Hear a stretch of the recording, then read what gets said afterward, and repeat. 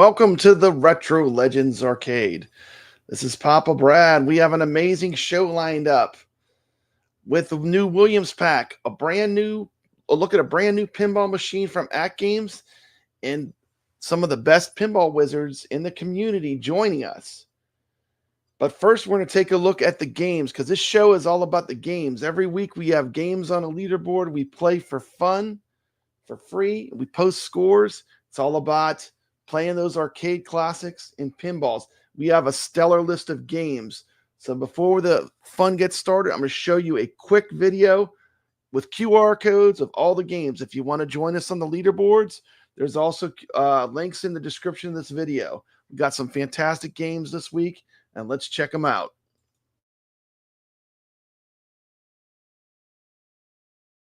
Who Dunnit? This one is a board game meets murder mystery table. It leans into storytelling and modes.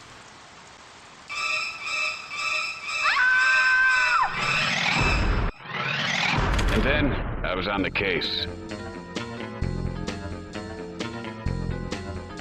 You're not just racking up points, you're interrogating suspects, triggering scenes, and chasing multi-step objectives. It's got that mission structure that keeps players engaged across multiple balls, and the flavorful audio-video voice that really sells the narrative. This one is an absolute blast to play. Follow that cat.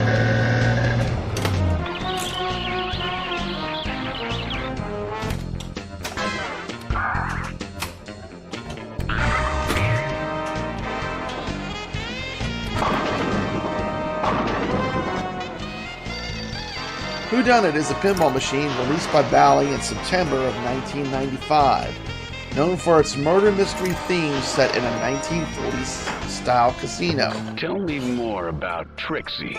Trixie is always nosing around in my personal affairs. The game was designed by Dwight Sullivan and Barry Orsler, with artwork by Linda Deal and Paul Barker. Players investigate a murder mystery at a casino, with suspects to interrogate and clues to find. The game features 4 suspects: Tony, Victoria, Trixie, and Bruno. There are 20 possible murder scenarios, making each game a unique experience. Players take on the role of Detective Nick Spade, using various shots and features to gather information. The playfield includes an elevator, a phone, a slot machine, and other interactive elements that help players progress through the mystery. The slot machine offers second chances and other bonuses. The game software was designed by Dwight Sullivan. A total of 2,416 units of Who Dunnit pinball machine were produced. Hey, taxi.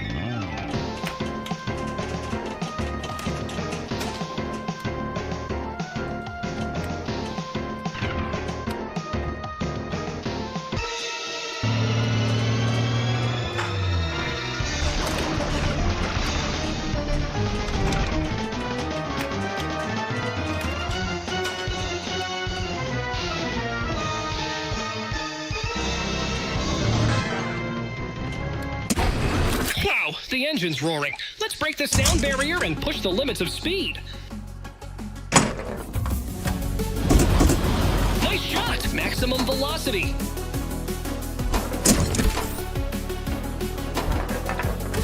Skill shot reward. Bonus times 4. Secondary playfield activated.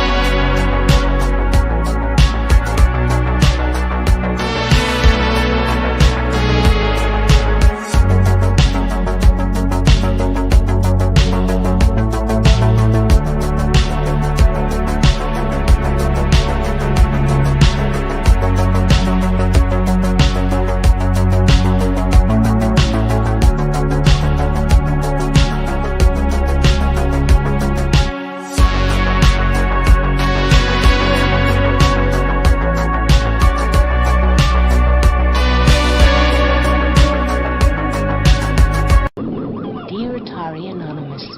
Ever since my husband Luno returned from Earth with Asteroids, the new Atari home video game, he and the rest of the family do nothing but play Asteroids. Luno says Asteroids is good practice for his interplanetary flights. Glibby-dibby, glibby-dibby. Tell me, dear Atari Anonymous, with everybody hooked on Asteroids, what on earth is a poor Martian mother to do? New Atari Asteroids, now available for your home. Hello and welcome to Asteroids 101, where you'll be learning from experts on the subject. From me, Professor Von Busch, and the Atari Video Computer System, 13984 at Toys R Us. Now, should you pass this course, we'll go on to these Atari game cartridges, 1887 to 3697 at Toys R Us. Helmut, I hope you've been paying attention, because I'm going to give a pop quiz later. Could I have some of your seeds?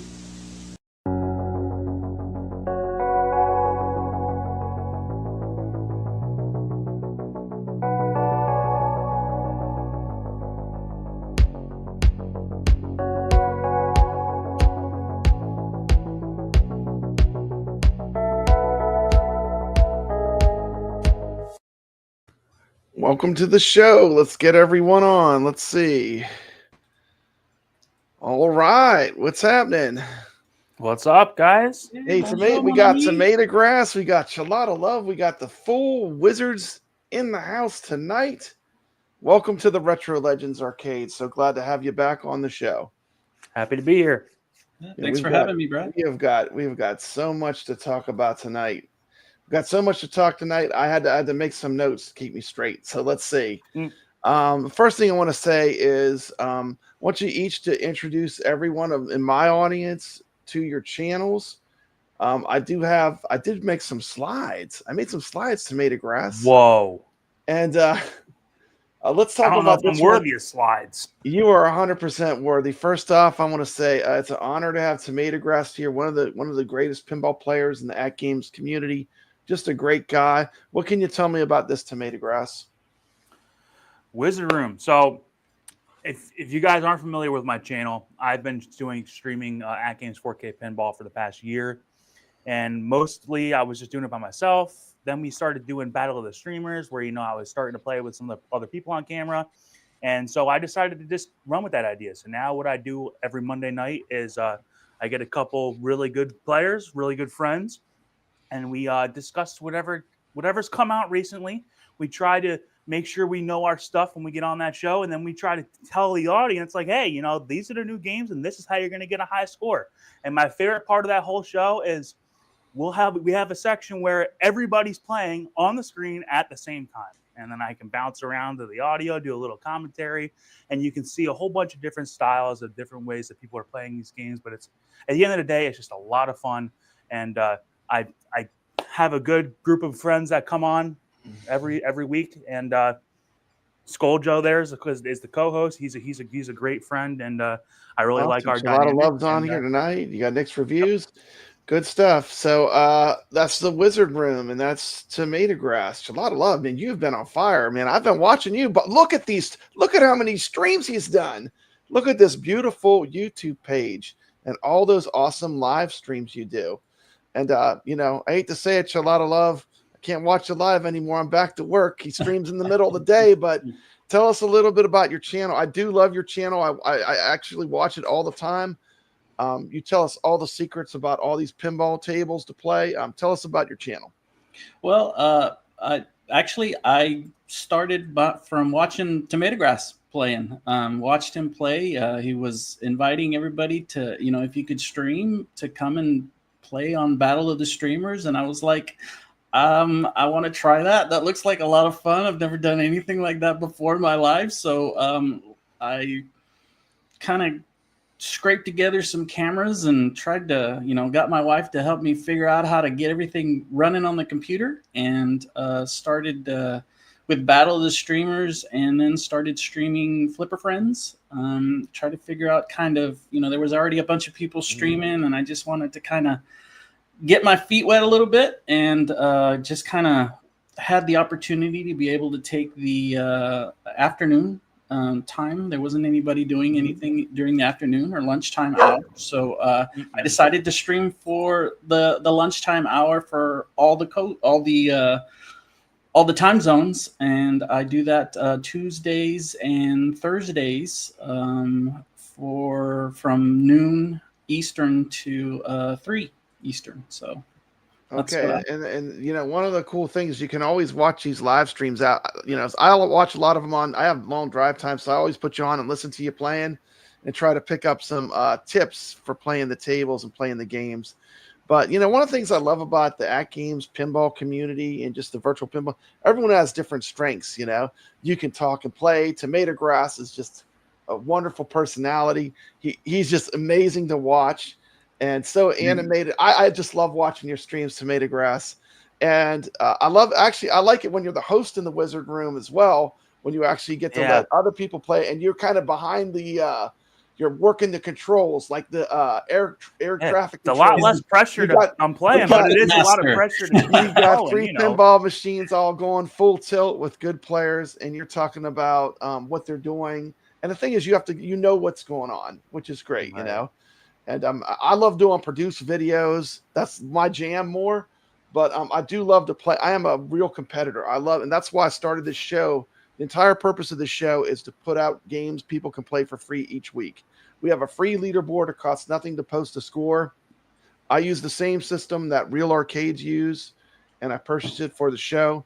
And feel free to join our Retro Legends leaderboard. At the end of the show, we're going to shout out some players that have been playing hard on the leaderboards. And that's what this show is all about. It's about the games, And I know TomatoGrass, you've dropped some scores. ChalataLove, I appreciate you drop scores all the time, and I think it's a great community. When we learn together and we work together, we can have something really special. What do you guys think? Yeah, I think the community is what makes everything so great. Because when I first started this out, and I was streaming, I wasn't by myself, but there wasn't a lot of people putting out a lot of. I didn't know you were putting out content. I'm a monster with the produced content. Yeah. I do a ton. You guys have been doing that for a long time, and that 5 stuff years has been around. But as far as live gameplay and talking about the games as you're playing them, and people are talking to you and answering questions.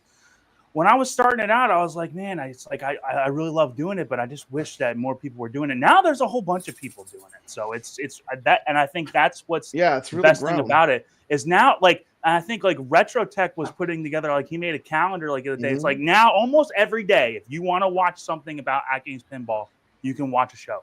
Absolutely. And we have a ton of streamers now that are streaming live, and I'm loving it. It's great. Let's say hello to some people in the chat. Welcome to the show. Jabba's Game Hut, Biggie D. Jabba's a real killer too. He plays a lot on Steam Pinball and on Zaccaria Pinball and Magic Pixel. He's all in those leaderboards, man. We have the Be Me. Welcome to the show, Mad Ben Hand, the legend, Mad Ben. I just watched him streaming. Yeah. Yep. And he doesn't say much, but he doesn't have to because it's a skill. When you really know how to play pinball, do the talking. Yeah, you can if you play enough, you can kind of just watch and see the skill and the strategies and stuff. Yeah. I do agree. Now we have something great to watch on Mondays. I do love your show, but you guys have really brought a lot to the community. I think it's really great, and I hope the AtGames community continues to grow. And with that, we're just going to jump into our actual topics for the show. And our first topic, once again, I'm going to start from now on. The show's going to start with the games because that's what the show's about, the leaderboards and the games. But the first topic is Legends Pinball HDP. And we're going to add this to the stage. Not that. This, let's see if I can get us back on the screen. How do I do that? No. There we go. That looks good. How about that? Okay. We finally got it. Okay, so I just wanted to get your takes on this. AtGames, this is a leaked owner's guide for a new pinball machine that apparently AtGames has brewing in the back of the kitchen. On the back burner, they have this machine brewing up. So what do y'all think about a lower priced 4KP type machine? Who wants to go first? I'll let ChalataLove go first. I kind of got to. We'll let ChalataLove go first. How I want to say this. Okay, I'll give you some think time. We're going to start with ChalataLove. Yeah, I've heard a little bit about it. I think it's awesome for the community. I think it's maybe a little bit more of affordable price than the 4KP. Although we haven't seen any prices or anything like that on it. But yeah, it's definitely a lower price point to the current HD machine that they have now. And I think it's a good thing for the community. I think it's a good thing for AtGames, and it's another option for somebody to get something like this in their house. I think it's great. Okay, so nice. Yeah, so I haven't really looked into like the specs of this, Brad. Well, so let's just talk about it then, because this is the actual whole leaked piece of content. I have the entire thing. So let's just break it down. Okay, this is the first page. Legends, Pinball, HDP. This is the owner's guide. First off, the art is just a placeholder. Like, this is not going to be the actual art. This is just art because they have to get something approved. So like someone said that's the Data East Backglass. This art is just so that they have something to get approved. This is kind of the same thing that they did with the Star Trek work in progress. Star Trek one. Yeah, the first time when we first saw the Star Trek one, it was a completely different art, completely different everything, and it completely changed. So this is not something that you should expect it to look like. It's just something that they needed to file with the government so that they can get their, I think, FCC something another. Get things in motion. Yeah. Because like when I saw it, I was like, man, this looks like a Teenage Ninja Mutant Turtles coloring book. I was like, man, what is this? This is not pinball art.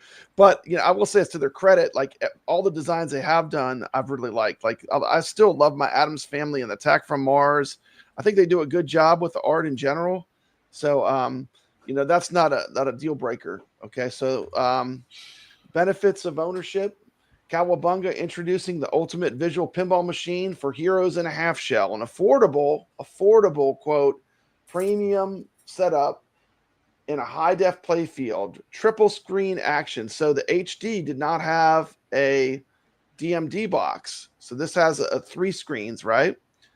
Radical new user interface, which is what we're all used to probably. The CE user interface. It's like what they're using on the new AtGames Legends Ultimate. Let's see.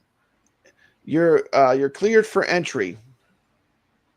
Dive into immersive digital pinball action on a radical triple screen setup and at an entry level price that keeps your pizza budget intact, shell-shocking visuals and nonstop flipping fun. Kick things off turtle style. The machine comes loaded with tubular Teenage Ninja Mutant Turtles inspired table. The table will be made by Magic Pixel. So that's who's going to design the Teenage Ninja Mutant Turtles table. And lately, like I feel like Magic Pixel's just put out a couple of really good banger tables. But then again, I know I don't want to open the can of worms, but then again, I mean, the Killer Instinct. I mean, all I got to say is that was not how to handle that IP. So I'm just saying, if it was me, I would keep the animations out of the pinball. They're not good at that. Just make something with good art. What do you think, ChalataLove, of Magic Pixel doing the table for this? They're hit and miss, right? I mean, it's hard to say. It's like they're so hit and miss, right? We're going to let TomatoGrass go last because he's going to go to center post. That was funny. I'm praying that TomatoGrass goes on a center post rant.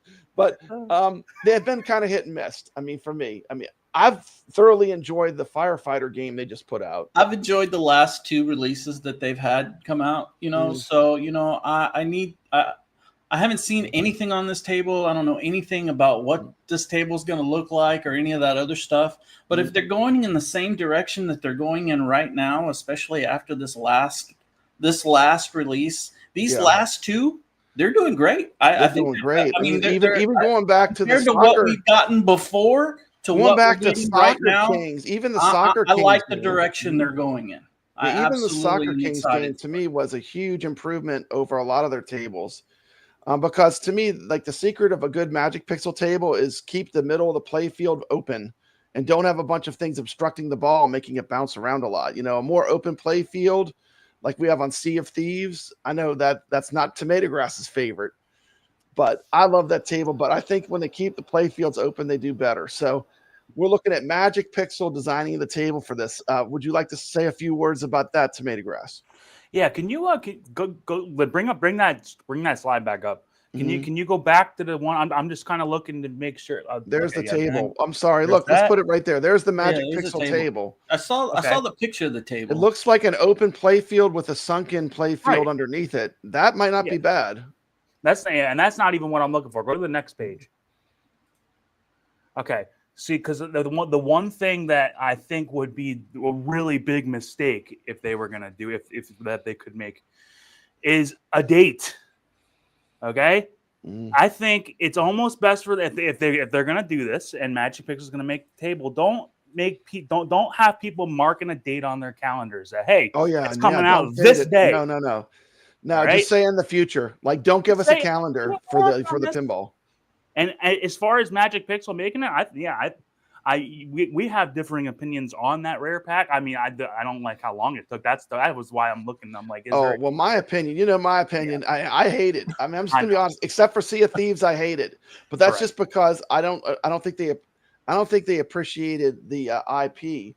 I don't think it tied to the IP at all. Yeah, that's the thing. It's like so now. It's funny that they're doing this Ninja Turtles because it's like they had Battletoads, which is like the affordable Ninja Turtles in my opinion. But so I don't know. But hey, you know, look if they can do it right, and like you said, if they can don't do some weird artwork, I think that they are keep not it artwork, simple animations. too. Like don't do animations because they're terrible at animations. Yeah, the skeleton works on Sea of Thieves because he's undead, so he should move mechanically. But like, don't do like they're not going to be able to do stuff like Jurassic Park. When you look at a Zen table with a lot of like fluid animation, that's not what I feel like Magic Pixel's strong at. That's not their strength. Yeah, I almost got like this weird vibe that like they were like in this in between making it like totally all animated characters, but then also still trying to do like toys on a real pinball table where they are kind of stiff. Like they were in this weird territory where it's just like, don't do that. Like, if anything, just don't have any. Just don't have anything. Just make it. They don't need to mess with the animations at all. They just need animations. The only thing that they don't. The only thing they really need to do is not put a ramp that goes into the freaking slingshots. They need to stay away from that. They don't need to do that anymore. Bounce around like crazy. They need to stay away from. What would be really nice? Because honestly, that firefighter game was almost, I thought, perfect. The only thing that detracted from it has a center post. It has a center post. The center post is actually fine on that table. I was fine with the center post on that one. But but they had that one mechanic where you hit it around the orbit and the ball stops, which completely ruins the flow of the game. Like that's just I'm just waiting on a Magic Pixel game where it's like like I feel like that Jurassic Park table is one of the best examples of like what Zen Studios has done, where it's like you feel like you can just hit a shot and then hit a shot and then hit a shot and like it really flows. And when they put it in something like that where it stopped, it totally ruined the flow. And then like what ChalataLove said, where it hits the slingshot, like that's like now it's just completely unpredictable. Yeah, they could even just turn it off during the multi-ball. Turn that lock thing off when it stops it up at the top. Turn it off during the multi-ball. That would make it so much easier. But it just clogs everything up. It stops play. It's not good for flow. It's always hard to tell because you never know till you play a pinball what it's going to actually play like. But the more open play field for me, it makes me hopeful that this will be fun. And that's the thing. Like the table has to be fun. It needs to be approachable. Because looking at that picture too, it also looks like it's got a lower play field as well. There's like it's got a lower deck play field. So I mean they're keeping the center nice and open, so you get those long loops and those long shots to the ramps, which are satisfying for this brand's pinball. I do have a strong opinion on this. Now I've not said anything publicly yet about this table, so let me get my opinion going on this. First of all, I personally think this is a very smart move on behalf of AtGames because I feel like the number one thing AtGames needs to do is they need to grow their user base because I don't feel they're getting enough participation and they need a lot more people playing. And, one of the biggest hurdles for the 4KP was the price point. And I every time you mention the 4KP, people say, "Oh, well, it's it's over $1,000. It's too expensive." And I feel like the HD not having the Zen still made people not want to get the HD pinball. So the fact that this will have the same chipset as the 4KP, but it won't have the high resolution screen, which they can't even use anyway. Let's be honest. Zen pinball tables are not in 4K, right? So they can't even utilize the 4K screen as it is. But, the 1080p screen, I think this is a good call because I think that with a lower resolution, they should be able to get the gameplay nice and smooth. What do you got? They might even have an advantage against us 4KP players because they're going to be running a lower resolution, which should theoretically that should lead to a faster frame rate. Theoretically, yeah, I could see that. That's why I'm actually interested to see what if it does perform better. Like I'm a competitor. I mean, I want one already. Like if they're making one, I'm getting one no matter what. I can tell you, I'm going to definitely get one of these. Whether I get it for review or I have to buy it, I'm going to get one because I love AtGames pinball. I've bought every machine they've made as far as the HD and the 4KP. I think this hopefully will bring new people into AtGames. And I think the Teenage Ninja Mutant Turtles, now this is not my jam. I'm an 80s guy. Like I play all 80s arcades. I love 80s pinball machines that are hard as heck. Harder the better. This is not really my jam, but it's a lot of people grew up in the 90s, the Teenage Ninja Mutant Turtles. This is a whole demographic that is huge. I mean, what do you guys think about the IP? And it's definitely a great IP. Like I'm surprised. Oh, yeah. That's why I'm surprised that this is the first one that they're going to do. You almost would have thought like if they were going to make this HD, because I mean, the original HD didn't have any. It was kind of just like a hodgepodge of everything. So like, it's kind of like a double-edged sword. It's really cool that they got this, but now like if this is their first one and they're going to try to do this whole new line of products with that IP, like you're kind of swinging for the fences. You know what I mean? Like that is a huge IP. Yeah. Now, like I said, but you do have to still respect it. Like they had Killer Instinct, and they kind of blew it, in my opinion, on that. But we're going to talk about this in a bit. I think this IP is way bigger than Killer Instinct, man. I think so. Yeah, it's definitely. Like I mean, I have kids in my class. 7-year-olds coming with Teenage Ninja Mutant Turtle stuff still. And probably this is generations of people that like this IP, right? This is a huge IP. And I think from that standpoint, as long as the table is fun and it's good, that's a great thing, read this from Sacro. The user base is not going to grow until the software is finally solid. HD users have been getting the UUID error since last week. Scores aren't being submitted. We're going to specifically talk about Flipper Friends. I have a whole section on that. We're going to talk about that in a bit. But this is just going to be talking about the new pinball machine from AtGames coming out. I would like to see this. I mean, I don't know. But with the rates on importing stuff from China, it's like it might be a great thing. But is this the wrong time to put this out, I mean, can they get this sub 1,000? Can they get this machine out the door under $1,000? That's what I'm worrying about. What do you think, guys? I mean, that's one of those things you really don't know right now, man. I mean, you just don't know. You don't know what to entail or what to look for, and we also got to keep in mind that this right here is a rough draft. It's a very rough draft. This is they're not ready for prime time. This is just what they're thinking. I would not take this at face value right now. This right now is just something that they had to file with the governments in order for them to get the licenses they needed for the FCC, right? So we can go through this and pick at it as much as we want. But we really don't know if this is 100% or not. This is just a rough draft, guys. So that's how I look at it. Yeah, it's a rough draft, but it wasn't confirmed nor denied because I did ask about it. It was not confirmed nor denied, but there's that's pretty much how I'm going to take it. Then there's pretty much there is a good chance that this might be where they're going. But there's no way to tell. But I'm going to show you something. At the last slide, if you look at the date, it's 2025.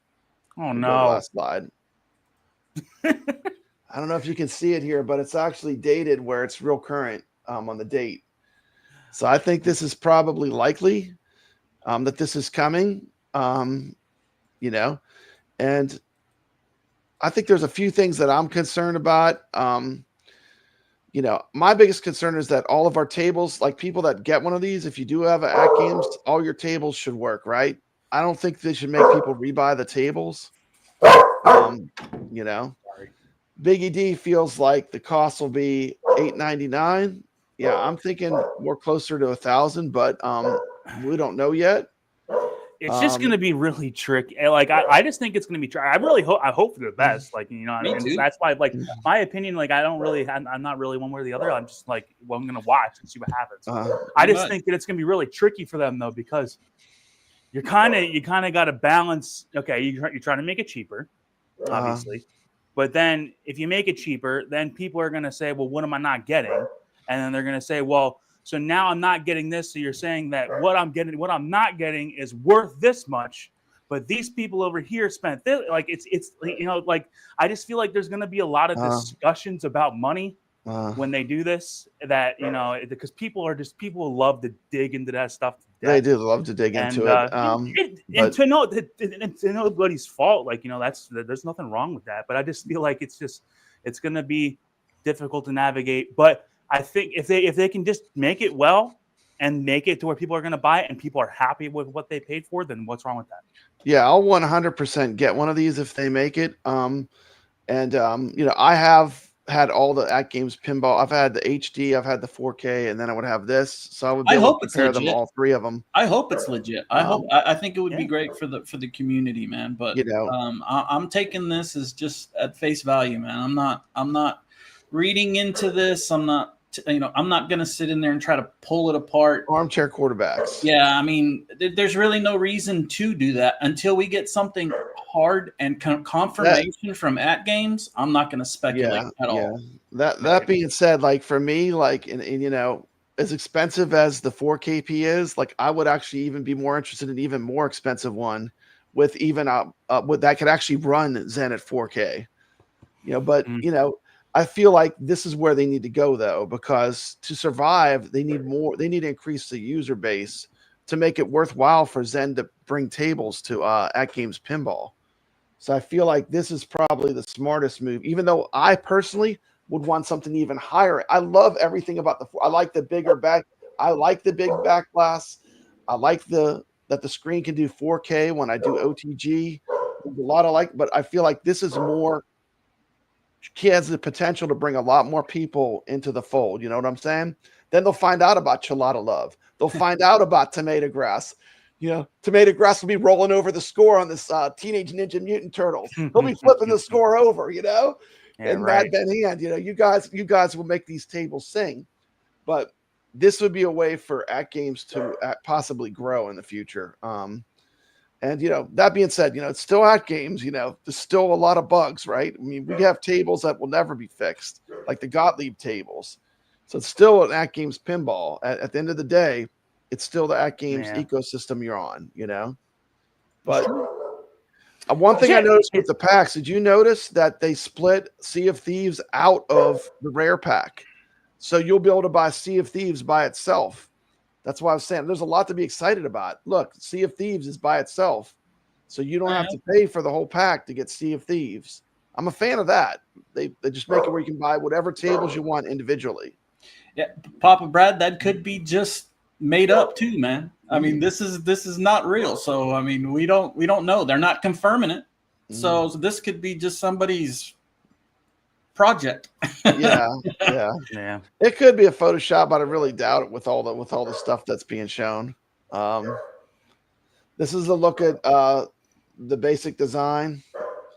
By the way, the home and the AtGames button, I did put out a video on how to repair those. Those break all the time. Oh yeah. And I put out a great video where I show you exactly which switch you need to get and actually show you putting it in the machine. And that's like something I've had to do. I've had to learn how to do that because I play all the time. I mean, you guys play all the time too. I've seen TomatoGrass replace a button on stream. with the drill. Let's be honest, we're the players. We're the people that are logging on. We're playing almost every day or every day, and we're getting these big scores, and we're putting in hours playing. So these switches wear out on these start and AtGames button. But now with the video, you can go to Marco Pinball, which is a real pinball company, order you a little baggie of 10 of them, and you're set for a long time. It's not that bad when I show you how to do it. So, and that's a very specialized video. It's already got hundreds of views on it because obviously it happens a lot, right? Yeah, and I would recommend people, just because that's one thing. It's like, maybe it might not be broken, but get yourself familiar with like taking that arcade panel off because there's not that many parts in there. That's not right? that hard. It's just not a couple that of screws. You pull off. You got the bar. wires, micro switches, screws. It's nothing, man. There's nothing to it. Buttons. Oh yeah. Nothing to it. But get yourself familiar because like you said, like I was on stream and the button went out. Now if I had never done it, like you could be out of commission and then you me too, like the coin door, it doesn't matter. The coin door doesn't look right anyway. It doesn't look like a real pinball coin. It looks like, I don't know, it's like a mini me. It's like a baby coin door. It doesn't even look real anyway. So like losing that is a nothing. It's a nothing burger, right? Like I don't miss that because it doesn't even look like, it doesn't look real. The builder's plate, another thing. It's just kind of the numbers are randomized. So like, I don't think the builder's plate matters that much. The things they took off were smart to me. You just remember to turn off your machine, and if you can, unplug it so you don't like fry yourself and take out like anything, any of the boards or anything like that. Make sure you turn it off. Make sure you kind of ground yourself and before you kind of dive in there, because if you zap something in there. Yes, especially if you're doing something where you're going inside of it, like if you're just replacing a button, reaching your hand down in there, you're not grounded. You can zap something. The boards. This probably you will be able to put the SSF kit in. That's cool. And so it's kind of a middle ground in between like the 4KP. I think this is the replacement for the HD. I hate to say it that way, but I would say it's more of an upgrade to the HD. Well, why would they continue to make the HD if they can make this model with the better board and the better features? That's what I'm saying. Why even run another batch of HD pinball? That's a good question. Games. Why do I run another batch of HD pinballs when I can do this one and actually sell Zen tables and grow that's what I want. That's what I was kind of almost going to ask. Like, not that it's a problem. Like, they don't need to worry about it right now. Miko, you got to stop, okay? But who are like? Is this more focused for people that don't have anything and to get into this, or is it more for people that have an HD that want to play the Zen games and they because Ben brought up a point. So let's say you have an HD. If would you have to rebuy all the tables because this has a whole new little like logo, right? It's CEHD. It's running their ecosystem. I can't imagine they're going to make you rebuy all the tables. Like if they did that, nobody thought that on 4K either. Yeah, I would not assume that. I would assume that you're going to end up having to pay for those tables, just like you would if you would go to FX on PS5 or anywhere else. If you want those tables there, you're going to have to pay for them. Wait, I see there's silver. Bring up this. Yeah, does that? Yeah, does you see how there's that logo? Yeah. There's a different logo. It's a silver logo instead of it's a different color. I mean, we got what? We got the gold, we got the silver here, and what's the I guess the regular color of, was it red or? I'd have to go look online, but it's not silver. I know it's not silver. I think they're red, and I can't remember. I think they're red and gold. Red and gold. That's it. Yeah. So and this is silver. So this is the middle ground for it. So maybe they're looking for a middle tier table. Pinball Wizard 2023 with not only a replacement for the HD, but I think they'll be doing another run of 4KP. I also don't think they'll be doing another run of the 4KP until there's enough demand. Some skins have been out of stock for months. Yeah. Mm-hmm. I think this might be the next thing they want to release is why. I think they're trying to get this out the door. I mean, we know they canceled the Killer Instinct arcade they were going to make. So is this their next big project that they're working on? Hard to say. I mean, I would imagine so. Yeah. I mean, we're going to have to wait for confirmation from them. Yeah, we see it has the UI of the current system, That's cool. Which works good. I mean, I know you guys like the little icons. I actually like using the little wheel thing and then the quick menu, where you do the alphabet, which I think is really, I like that format. I think it works good. But you have choices, you know. They are probably going to charge you for OTG and for advanced features because it's a CE platform, which is the same as the current ALU that they have at Sam's. So that will not. I mean, to me, that's ridiculous. I really think that they should just make it those things free, in my opinion.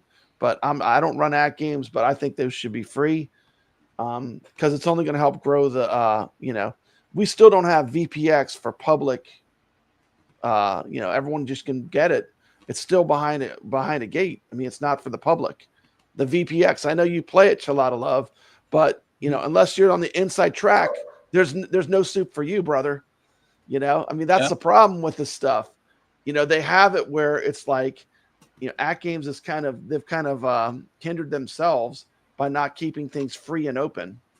Yeah, I think AtGames. Welcome to the show. Most of the time, a lot of times, when they release something, excuse me, when they release something, they, a lot of times with, I guess, the new orders or whichever, the first orders that come out, they give them specials, they give them things. So welcome to the show. Maybe they'll add OTG and all that other stuff into the people that get it right off the bat or right off the at first. Well, here's the thing. Here's kind of how they did with the 4KP, but who knows, man? There's no telling what yeah, they're gonna do. I know you can't go back and reverse history and all that, but I mean, in my opinion, if they would have kept OTG free, it would have been more likely that, because the VPX thing, it has to be free because you have all these licensed tables. Yeah.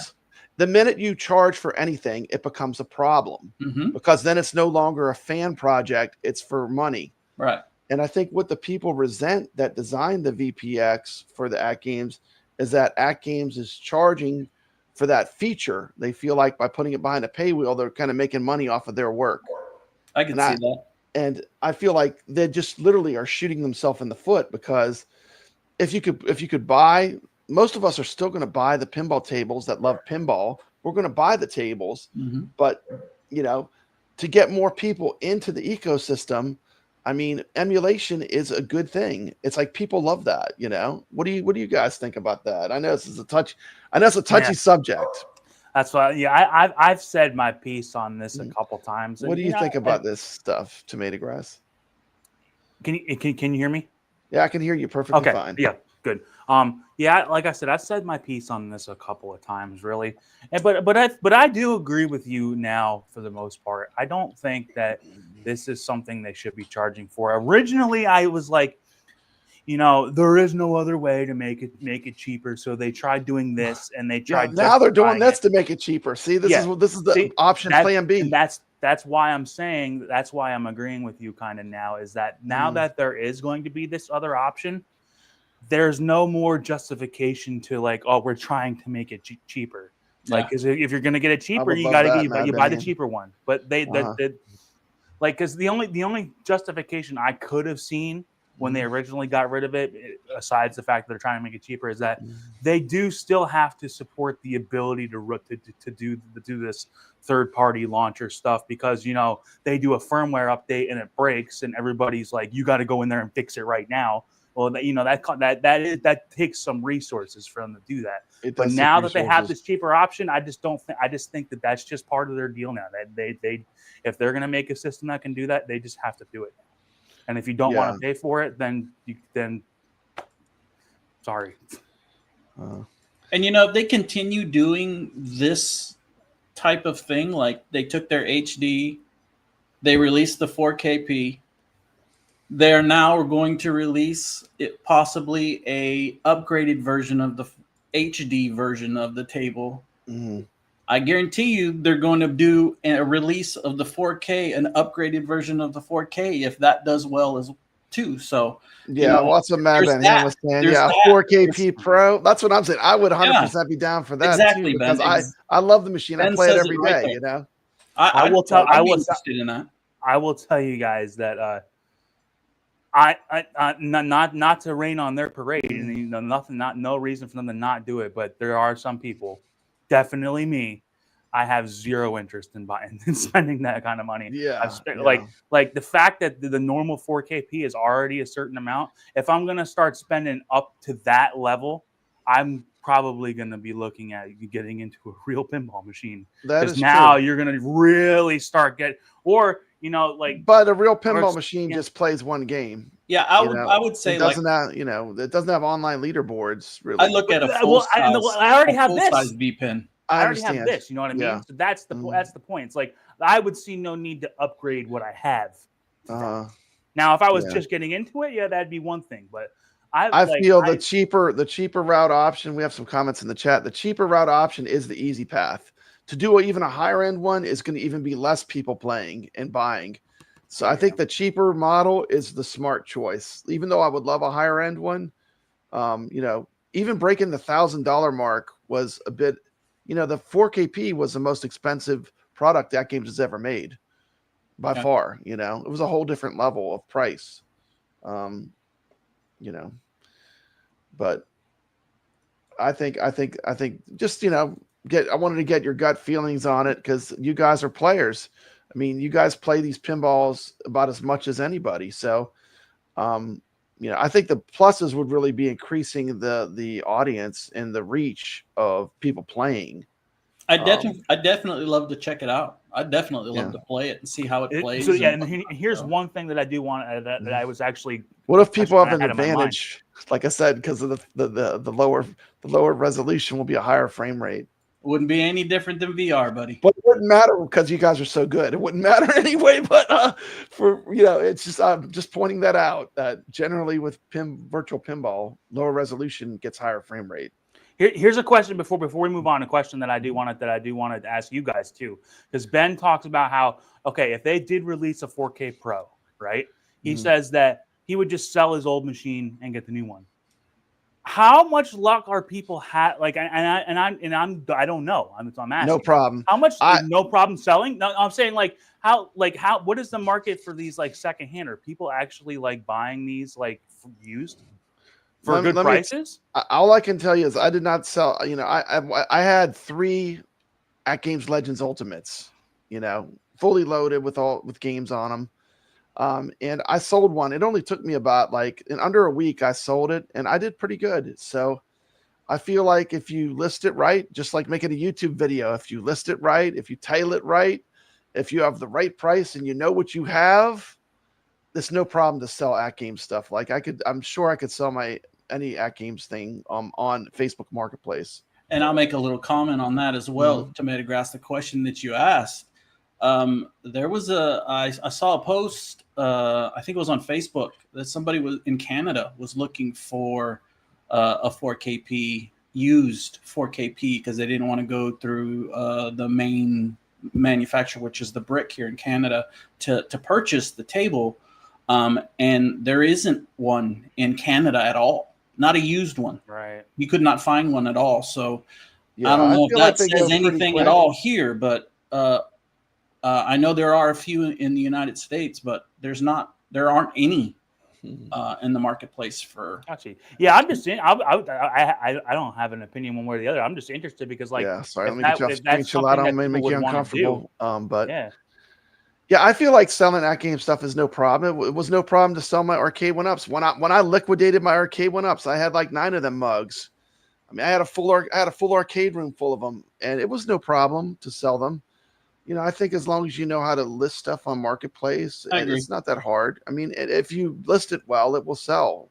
If you don't know how to do that, you might have it for a while. And also, I look at it like this: I got my enjoyment out of it. I'm not looking to make the full price back. I just want to get some money back. Right. I don't tend to gouge people when I sell my stuff used. I think it's funny. So used. Going back to that, the funniest thing, what the fastest selling arcade thing I ever sold was my arcade 1-up Pac-Man that I had modded with SamWa joysticks and light up buttons. I sold that in under a day, and the guy drove for 3 hours to get it. And it was just an arcade one, but I had done mods to it, but he was just thrilled to have it, And so I think, if you build it, they will come. Ray says, and you know, Yeah, I could see that. I was just wondering because I know Yeah. that, like, you know, if somebody is going to buy this, you know, this ain't something you're shipping. So, you know, like how, Yeah, and like, the thing is, you know, I live in Alabama, so it's, but I mean, I live close to Nashville and everything, so it's like I'm sure there would probably be somebody within its distance, but you know, they're going to have to come and get it. Like, you know, I'm not, you're not delivering it. you know, and the thing But I is, mean, you know, that has nothing to do with AtGames. That's just my ignorance of the used arcade market. Yeah, I think AtGames does watch all these streams, and you could tell from some of the things they do. You know, as far as in certain things they do, I think they are watching the community and kind of just have an ear, even though they don't take a public stance of having people present. I feel like they are watching what's going on, you know, to a certain extent. Well, I would hope so. You know, I Yeah. would hope that a company that produces what they produce would listen to their customer base. You know. So anyway, I feel like we covered. Do you guys feel like we covered this pretty well? I mean, I showed you everything I got. This is everything I got. And I did reach out to PK himself and asked him, but there's no direct comment from AtGames. I don't think it's a bad idea at all, and I think I think it's a good idea for building. I don't really have that much. I just have a lot of questions, but I don't have anything bad to say. I don't think that it's like, because I know that there's some people that might be like, well, why are they doing this when they should be doing it? No, I don't think that at all. I think this is good. Here's the thing, you know, in my opinion, opinions are fine too. You know, you don't have to like everything I like. You know, you can have a different opinion. It's not going to faze me. That's right. You know, I think everyone's entitled to their opinion. You know, I mean, TomatoGrass could sign it and double the price just for the Backglass scores. That's what I'm saying. Like, dude, like if I do want to sell it, I could just get a Sharpie and just like sign by the nameplate there, and you know, that's got to probably put another $5 on it, right? At least $5, dude. Come on. Definitely. Okay. So we're gonna switch gears, everyone. Time to switch gears. We're switching gears. Let's get rid of this. Boom, that's gone. This is new. Hello, gamers. Papa Brad here.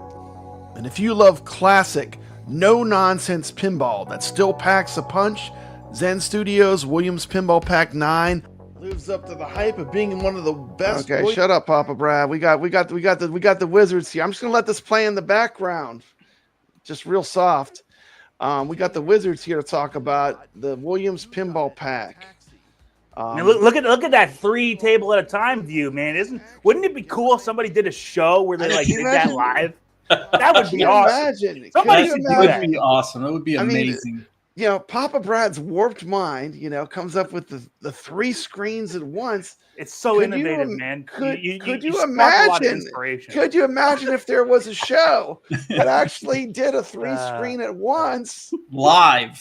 I know. That's just funny. Anyway, yeah. Shout out to you, TomatoGrass. But I am showing you know, and I'm kind of surprised. Like I'll give my take with that. Like I would recommend just watching my video where I really dive deep into it and give you my exact opinions.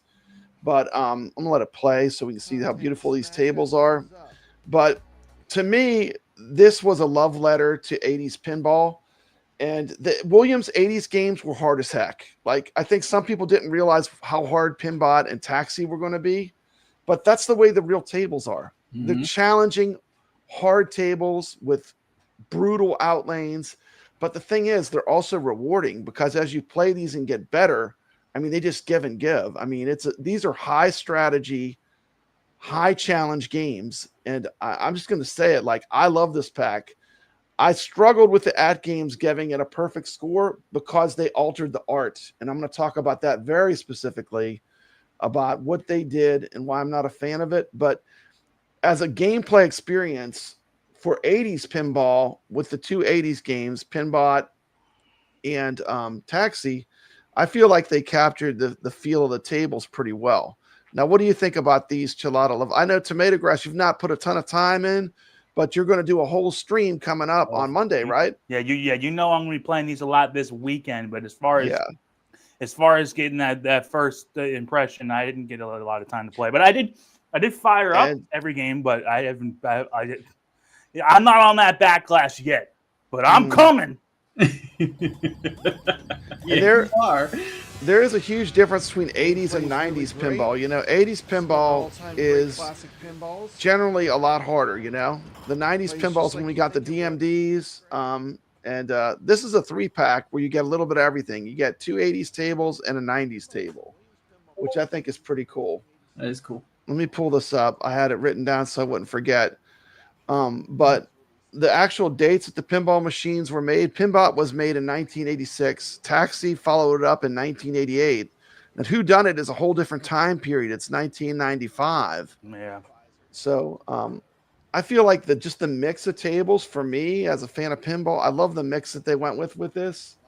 And I just have a lot of nostalgia for these specific tables. And I know not everyone's going to feel that way, but I grew up in the 80s arcade, you know, and these are 80s bangers for pinball. This was what was out, you know. So what do you think, ChalataLove? I know you've put some time on these. What do you think?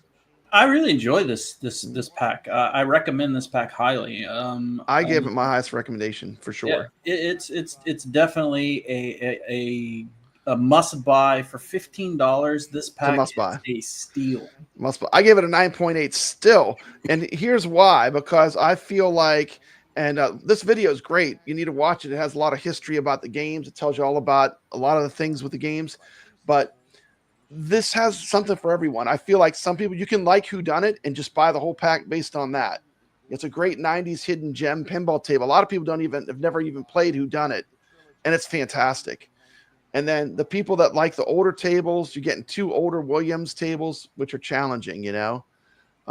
But I feel like they knocked this out of the park, you know, in my opinion. And I hear people giving a lot of hate on the difficulty of the tables, like the difficulty of the table, but that was the way it was. Here, let's listen to this real quick. Drop target advances planets. Reach flashing planet for special. Reach a sun to light special. Hitting flashing light bar or completing all lights on chest panel opens visor for multi-ball. Lighting chest panel second time lights extra ball. Ramp shot advances bonus X and increases solar value. During multi-ball, locking one ball and then shooting up the ramp scores solar value. Jet bumpers increase every value. Each plunder shot advances vortex value. This is a fantastic recreation table. I can't recommend it enough. This gets my top recommendation. There's a bunch of shots of the real, some real Pinbot love there of the different Pinbot tables. There. And there's the real Pinbot machine. OTG being played, Bride of Pinbot. But I feel like they knocked this out of the park, you know, for what it is. You might not like 80s pinball, Williams 80s pinball, because it's hard. But, you know, these are the tables that, like, this would be the kind of table I would like to see Wizards play, because this table is going to push you to really have skill and it's going to challenge you. This is a table that I think is for everyone, though. The Whodunit table. What's this music? This one is a board game meets murder mystery table. It leans into storytelling and modes. You're not just racking up points, you're interrogating suspects, triggering scenes, and chasing multi-step objectives. It's got that mission structure. It looks beautiful to me. I don't know. I mean, this table to me was this table was a superstar. I don't like, you know what I don't like? I don't like that they don't allow us to stretch these DMDs. Yeah, Brad, you know, I've never drives me crazy. I've never really had that much of a problem with it because you're not as old as I am. I'm older than you, TomatoGrass. My old eyes. I like if the DMD was hey, but bigger, you know, I grew up in the era where you watched a movie, a widescreen movie, and it had the black letterbox. Yeah, I honestly wish they would allow us to stretch it. It doesn't bother me. I think it would be good for them to allow you to do it. Why not allow it? I still wouldn't. I would totally because like I can only imagine how that would look like really. But the thing is that like it would look weird at first, but maybe it would grow on you. I don't know. They should allow you to. But it'd be nice if they were colored. Option, you know? It'd be nice if they were in color. Interrogating suspects. Yeah, color DMDs. Like when you go to a real pinball place, like in real life with a color DMD. Yeah. completely awesome, man. out of the water. Yeah. All these pinball tables, they mod them, and all these tables they make the color DMDs. But the stretching for me is an eyesight thing too. You know, the DMD screen is only so big, so I need it bigger so I can read it easier as a player. It actually is it's a playability issue, because if it was bigger, sometimes. Man, I was playing that Jules Verne's Island table. That's hard, man. I could barely tell. At the bottom. Everything was so small. Man, you can't stop playing and move up to the DMD. Well, that DMD is meant to be like, on these modern like a that modern should be on the back box. like a freaking. I like swear it's the that size needs of to be on the back box where you can actually see what the heck is going on. I feel like that was a miss. It just hit me. When we played it, how awesome! Like we have these 4K Ps, right? And they have this big, beautiful display on the back box that's never used for anything. How cool would it have been for that one pack? They were just like, hey, AtGames, could you just like flip, like put the back box on the DMD and the DMD on the back box, however you want to do the ratio, the video, the aspect ratios. Worry about that. But for this one pack, do that, because you got this one DMD that's really complicated, dude. That would be a total selling point for that. I would be like, dude, I want to see that. That would be awesome. Yeah, it would be.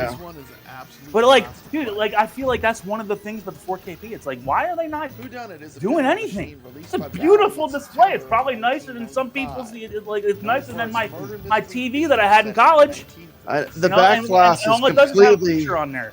The Backglass is completely underutilized on these on all their pinball table. In my opinion, like if you've seen like some of the things that can be done, I feel like the Backglass is way underutilized. I agree. And that's one of the cool things on VPX. Some of the tables you actually have the Backglass really working well with pup packs and stuff. So that's a fun alternative on the VPX. Welcome to Stream Steps Gaming. Just did a great stream tonight. I just watched a stream earlier.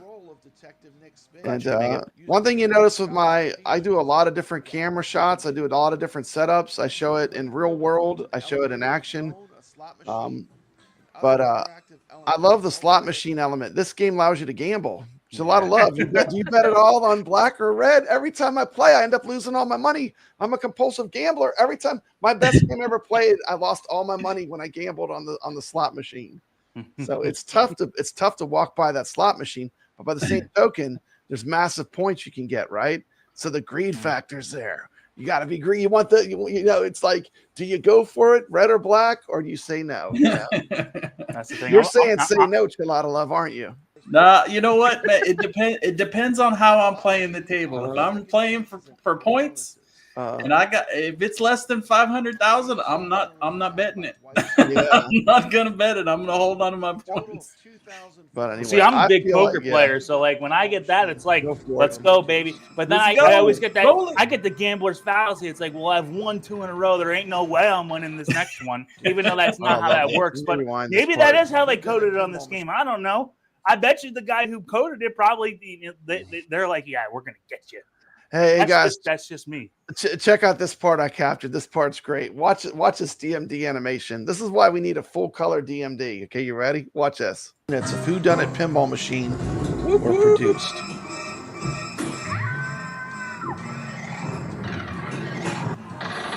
That was crazy. That's so cool how at the beginning of every game they got like that. They got. I think the DMD and like 20 different outcomes. 20 different outcomes with the murders. Storytelling on this table is next level. It's really good, even though it is still simple. Like you're not going to get lost going like, what in the world is going on? It's pretty simple. But Tony always did it. Nice. It's always freaking Tony. Tony every time does it. Tony's always a bad guy. Tell me some more about Trixie. And it's like, okay, all right. Well, I hear about Trixie every game. It seems like Trixie's a serial killer, my friend. And like, the bad thing, issues. The bad thing is, back in the day, it was such an underrated table, man. It was such an underrated table. You didn't see a whole lot of them. You didn't see a whole bunch of people playing them or anything like that. It's a fun table.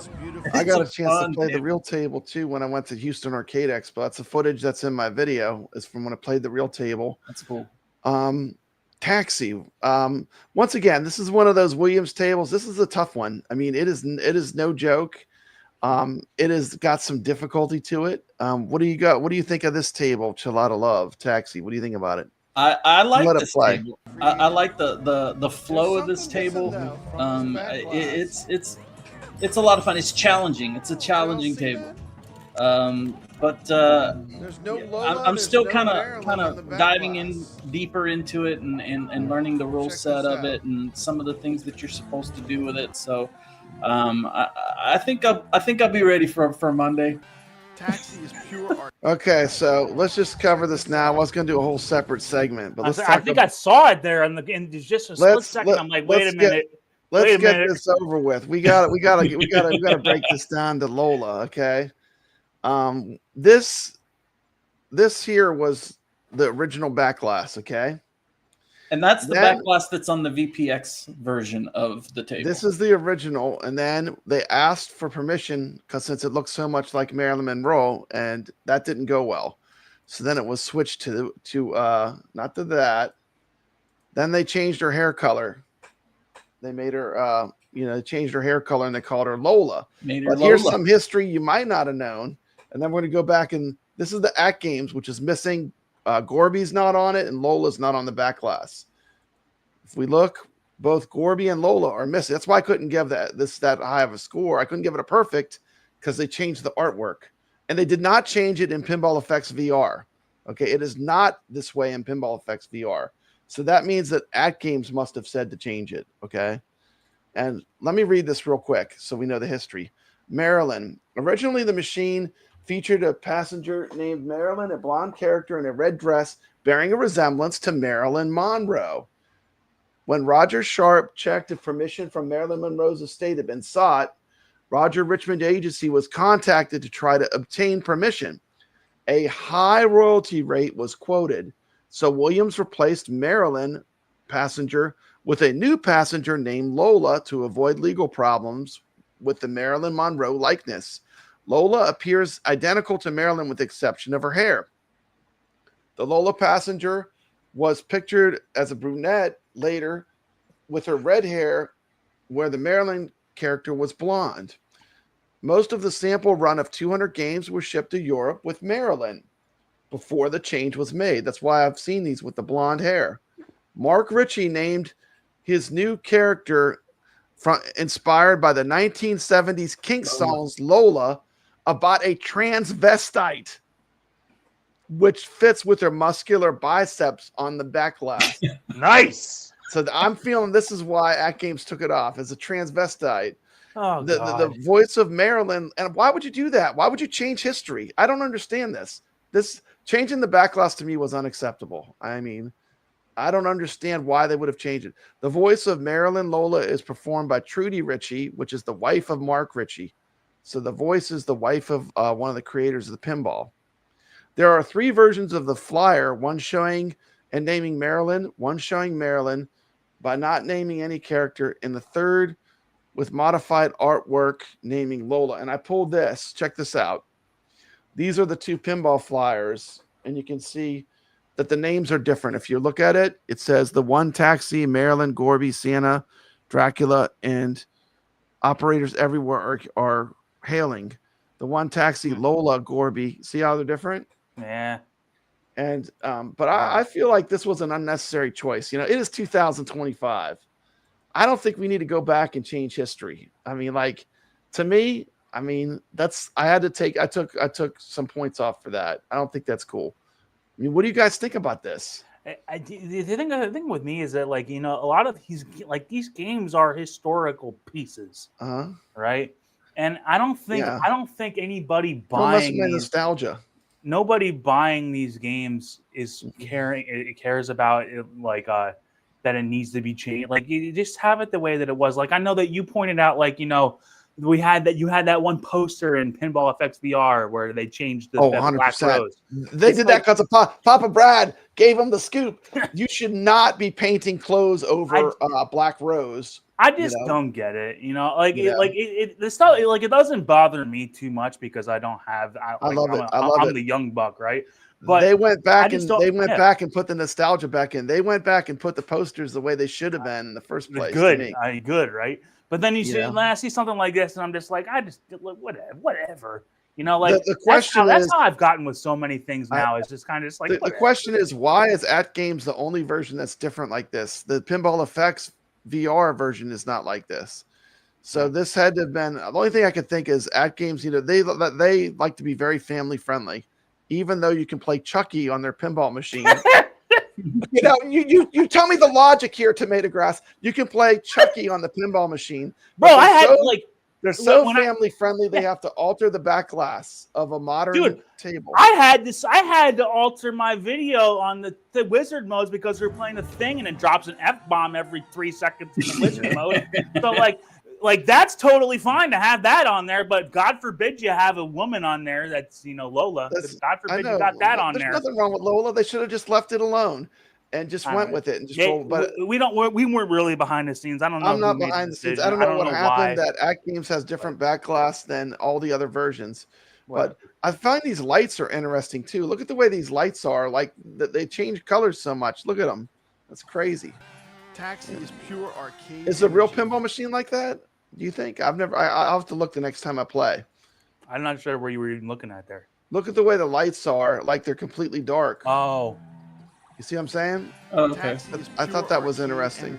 Fast lanes, tight shots, and chaotic opportunities. It's probably like that. But anyway, I love this table. It is a fun table. It is a tough one. I do enjoy it. String them together. It's a type of table that turns. Paramount's trying to change some of the original Star Trek episodes. Please leave them alone. Please leave them alone. 3 Williams games are really fun. Yeah, I would say probably if I was to rate them, I would probably. ChalataLove, you've put some time into these, and I know on the Wizard Room, which I will watch on Monday night, right? Monday night. Yes, Monday nights. I will watch, and I will ask TomatoGrass to rate these 3 games in order of his favorite to least favorite. My rating for me is definitely, I would say Whodunit, Pinbot, and then Taxi. How about from what I watched, I would agree. That's what I would say from what I watched. But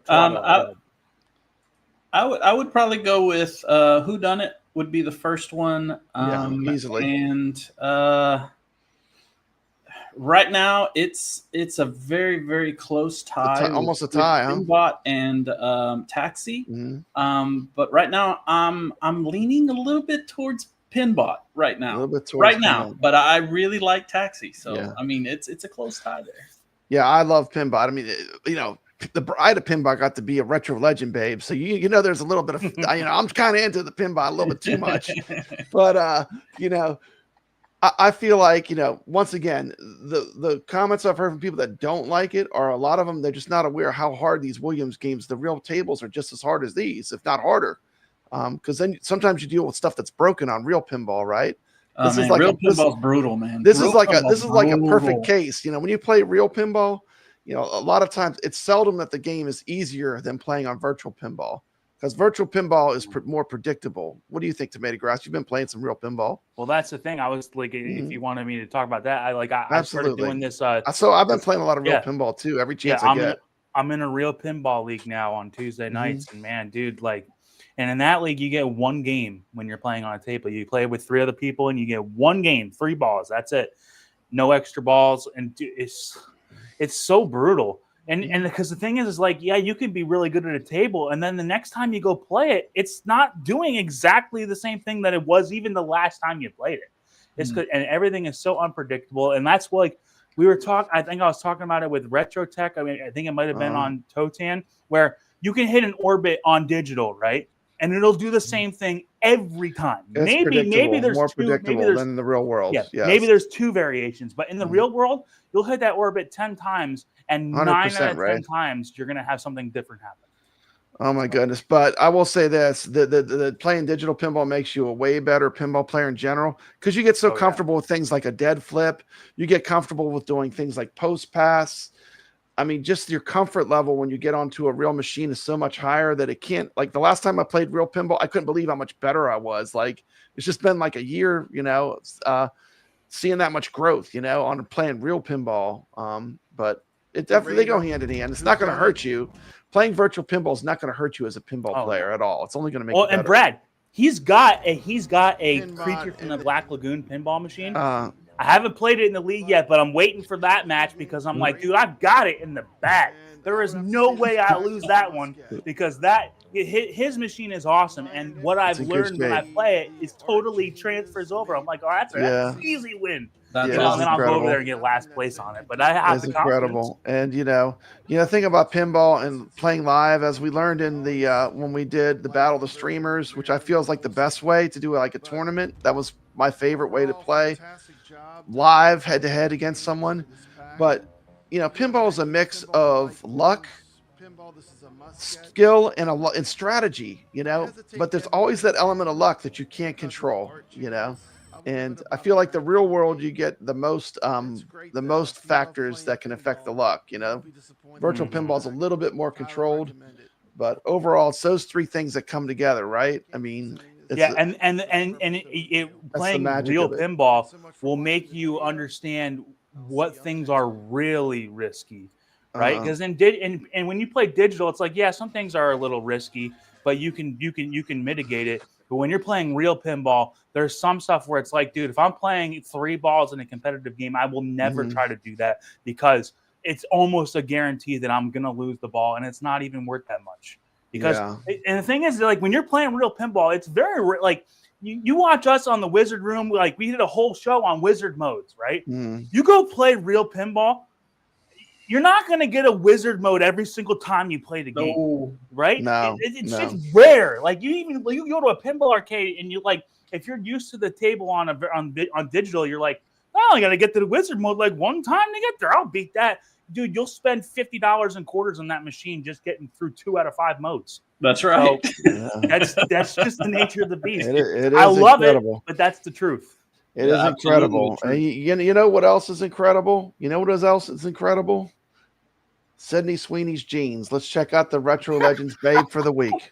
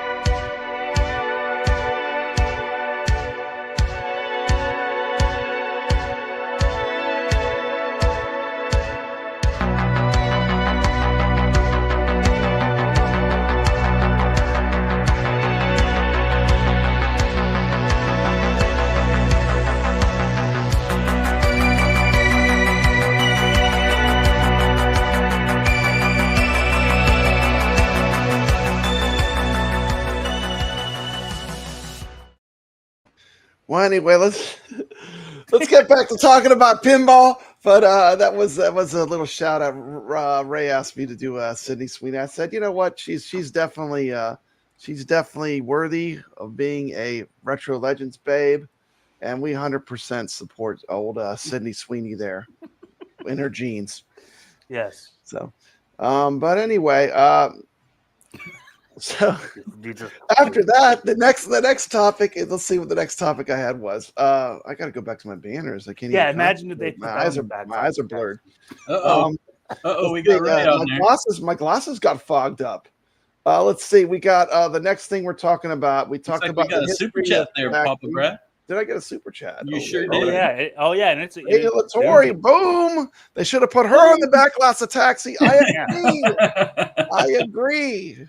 Yes. Censorship be Video damned. Game Vegas. As if you think Pinbot is hard, it's not quite as hard as I am right now. Throwing them quarters out the window. Oh my God. Anyway, so The next topic was we talked about the Flipper Friends discussion. We got to go there, guys. We have 3 people that typically, I mean, I'm on the top 20. Sometimes I'm in the top 10, but I'm almost always in the top 20. I feel like the Flipper Friends for me is becoming a grind where like I play the games I like now? every week. Now? Really? Where have you been? I just, when I had 2 games I had to throw away when I was playing Rescue 911 before I got my game that I was happy with. Yeah. And like I do play on Thursday night because I feel like that's when I need to make my move to make my real scores. Because I know everyone's logged, it's tucked in and it's getting close to the end. I like that pressure of playing right before the end. And I moved up to like 11 this week. I did not crack the top 10, but I did move up to right at 11. But that was about all I could do. That dang Vern's Island. I was going cross-eyed trying to see what the icons were. I can't see it. My old eyes can't read that DMD. But I enjoyed some of the tables. Surprisingly, I really enjoyed going back to Trolls, which is hilarious to say that. But I actually enjoyed the Trolls table. I know you've been taking some players have been taking a break from it. I feel like they really need to stop putting Homeworld in the Flipper Friends. They need to stop putting the tables that we specifically say are broke as hell. There are tables that are terrible that they keep putting that are broken into Flipper Friends. And it's frustrating me, TomatoGrass. It's frustrating me because I love to play. I love to play. Don't make me play garbage. Not garbage. I'm not being too harsh. If I'm playing for fun, it's one thing. If I'm playing to get a registered score, I want to play games that work. I mean, that's too much to ask for, It's already hard enough that they expect you to play 5 is too games. many too. I'm just and gonna then say out of those 5, like you got like 1 or 2 good ones. We do 2 at Retro Legends. We do, and I always put one of them as a Flipper Friends table. You're gonna play it anyway, so that's like doesn't even count. You'd play it anyway. But I feel like I can't focus. Also, when I'm playing 5 tables, all the games are different, and it's hard to focus on getting any better when you're doing 5 different ones. I just want everyone to have a chance to speak about the current state of Flipper Friends. Before we do that, I want to give some shout outs. Yeah. Mad Ben Hand, number 1. Soggy Bacon, number 2. Skull Joe, number 3. Your partner in crime, TomatoGrass. That guy. When is Skull Joe going to come on Retro Legends Arcade? I'd love to have Skull Joe on. I need to ask him. He's going to start being around more. I'd love to have Skull Joe on. I know that if you're listening or watching, I'd love to have you come on the show. I know you're an avid player. We've got the Real Creamer, number 4. ChalataLove, my boy. Number 5, right here live with us. 6-string pin. Wizard 626. Retrotech X in the top 10. He did a great gameplay this week. The number 8 is great. Top 10 scoring is always want to get in that top 10 is the magic to me. Ballydurn, Pinball Wizard, and on the last night I crawled from like way at the back to 11th. So I did move a lot, and I can play. Hey, Papa Brad, put that back up one more time for me, bud. Look at the difference. I just now noticed this. Look at the difference on points between 3 through 5. 1 point on each one of them. Yeah. Man, that was close. Those us 3 there, man. That's I thought that was cool. And I do have to say, let me take this off. Thank you, TomatoGrass, for not playing. That way I got a There you go. I played 1 game, yeah, and I got first on that one. So my 11th place, because if you play, I'm 12th, and you need to continue not playing in the Flipper Friends. Well, I'm sure you'll ask here's my about thing my too. participation. My score, since I played all summer and I was getting consistently in the top 10, my score in the IFPA has not moved at all. It was 8 or 9, and then it went to 15, and it never moved. So I don't know what's going on, but my score has never moved despite getting a bunch of good finishes. I don't understand it. Yeah, I stopped. I can tell you what that's all about. But I don't. I really just play for the weekly totals. I just want to see. I enjoy playing against other players. I find that fun. It makes me get better. My buddies. I do. I enjoy playing with my buddies, and that's how I look at it. I don't go there. I go try there, not to worry about that. But by that, I don't care either. I mean, come play on our Retro Legends Arcade leaderboards. I used to give out prizes. I can't do that anymore because of certain things that happened when I did that. But I do love playing. Come drop some scores, okay? And I'll give out prizes privately to people that play, and I'm going to do that. You're just going to get contacted by me, and I'm going to give you a prize for playing, and it's not going to be public because that's the way I got to do it. But I love the games. Come play these games with us. This show is all about, I do love talking to you guys. I love talking about the news and the pinball tables, but the show is really to give a free leaderboard system. It's free. It's a lot of love. Do you have to pay anything to play? Absolutely not. It's free. All you got to do is play the game, shoot a picture with your phone on the platform of your choice, and it's just for fun. So if you want to come join us, the links are in the description of the video. At the beginning of the show, I'm going to show a quick 6-minute, 5-minute clip that gives you all the QR. You can actually, those QR codes, if you put your phone up to it, it takes you right to where you enter your score. Or you can just click on the link in the description of this video. But I come from the golden age of arcades days. Like, I lived through the 80s, and it was wonderful. And I just love to play against good players, and it pushes me to get better, And, that way when I go to Wayback's Arcade and play, I did really well, by the way. But I don't care about that. I just enjoy the playing aspect. I want to play against other good players that are good, And that's what this is all about. So what do you guys think? Yeah. Well, me, I go. You go ahead, ChalataLove. Yeah, I mean, that's what I've gotten to the point with Flipper Friends. If I enjoy playing the table and I want to put in a score, that's what I'm going to do. But I'm not going to make it feel like a job, because it shouldn't be like that. We should be having fun with these tables, and sometimes 5 tables is a lot with life and everything else that's going on. So I'm looking at it as going and participating with my friends. I'm not worried about IFPA. I'm not worried about any of those other things. What would be the perfect? I don't want to interrupt, but what would be the perfect amount of tables? And I want to get everyone's feedback. AtGames, listen to this. These are top players in your Flipper Friends. ChalataLove, what would be the perfect amount of tables? I'd say 3 tables would be perfect. If you want to do the 5, allow us to pick the 5. Pick 3 out of 5. 3 out of 5. If you need to put 5 out there, great, but don't take the 3 best scores. Absolutely, take the 3 best scores. I think that's fair. What's the perfect amount of tables? That's a loaded question, Papa Brad. I know, but it needs to be. They need feedback. I feel like players are getting burnt out. Totally valid question, right? But I just think that it's important. A question like so. To answer it just point blank, 2 or 3, probably 3. Okay, 3. I think 3 is perfect, good. Yeah. 5, definitely not 5. 5's ridiculous. But 5's ridiculous. I would say 3. You can't play 5 if you're looking to get better. You can't play 5 at once. You're not going to get better and good enough. I think that, I think the bigger issue here is the fact of the tournament is being run in this way where, you just get unlimited attempts. Like I know you guys hear me say this again and again, but it's